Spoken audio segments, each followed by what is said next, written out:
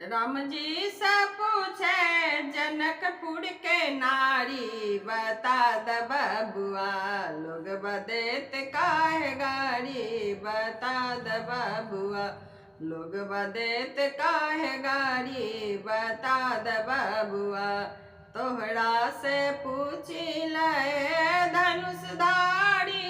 तोहरा से पूछी ए धनुषधारी, एक भाई गौर काहे एक काहे कारी। बता द बबुआ लोग बदेत काहे गाड़ी। बता द बबुआ लोग बदेत काहे गाड़ी। बता द बबुआ ई बूढ़ा बाबा के पकल पकल दाढ़ी। बूढ़ा बाबा के पकल पकल दाढ़ी, देखई में छोट छीन खाए भरी थारी। बता द बबुआ लोग बदेत काहे गाड़ी। बता द बबुआ लोग बदेत काहे गाड़ी। बता द बबुआ राजा दशरथ जी के लनी होशियारी।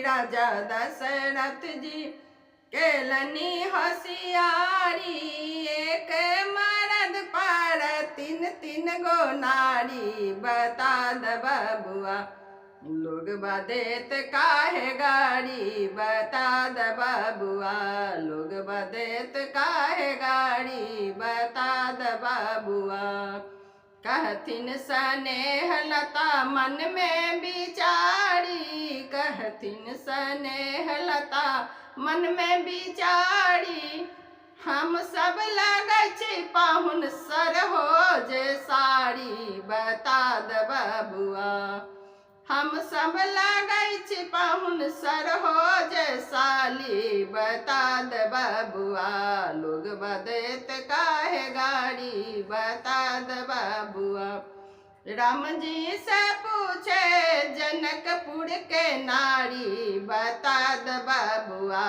लोग बदेत काहे गाड़ी। बता द बबुआ लोग बदेत काहे गाड़ी। बता द बबुआ।